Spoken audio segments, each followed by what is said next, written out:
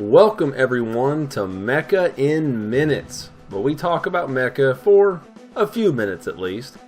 In this new series, we will cover robots from movies, games, books, and so on, giving some history, specifications, and appearances along the way. For our first episode, I'll be taking a page from Bandai.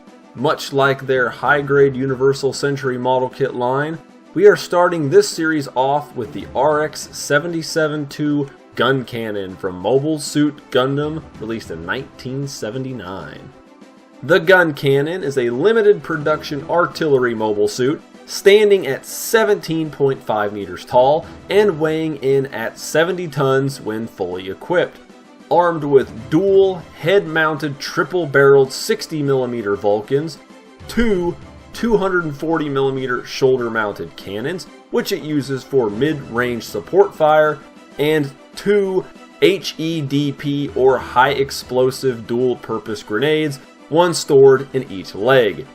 Its lone handheld weapon is the BAUVA XBRL, or Balva Experimental Beam Rifle Long Range, which works great to supplement its 240mm cannon since both have limited ammunition. An optional piece of equipment is the missile spray launcher, two of which replace the 240mm shoulder cannons. While not as powerful, it does provide more total rounds and also isn't affected by enemies with beam-resistant coating.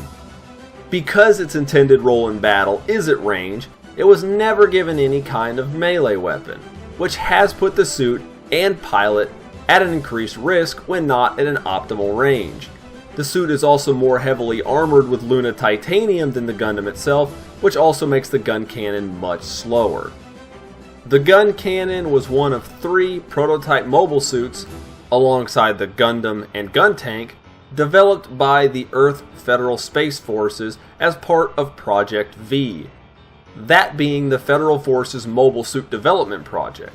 On September 18, 0079, the Guncannon first appeared during the attack on Side 7, after Zeon pilot Char Aznable discovered the secret development location of the Federation mobile suits. Piloted by civilian Kai Shiden and later Hayato Kobayashi in a second unit, both suits last until they are critically damaged during the final battle of the One-Year War at Abawaku on January 1st, 0080.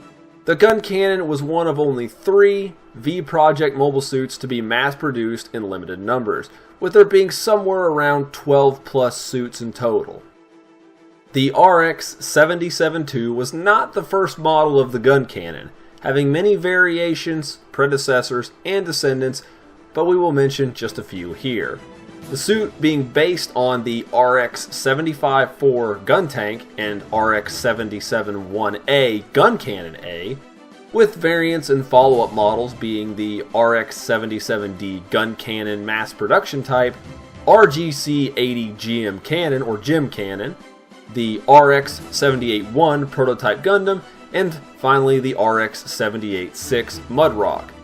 Maybe in the future, we'll be able to talk more about some of those mecha. While almost a 40-year-old design, the original Guncannon is very recognizable and a fan favorite. With overall high performance and durability, and despite its underwhelming CQC abilities, I still wouldn't want to get in a fistfight with one. Thank you very much for tuning into this pilot episode of Mecha in Minutes. A special shout out goes out to my friend Yao for providing her information and insight into the Gundam franchise.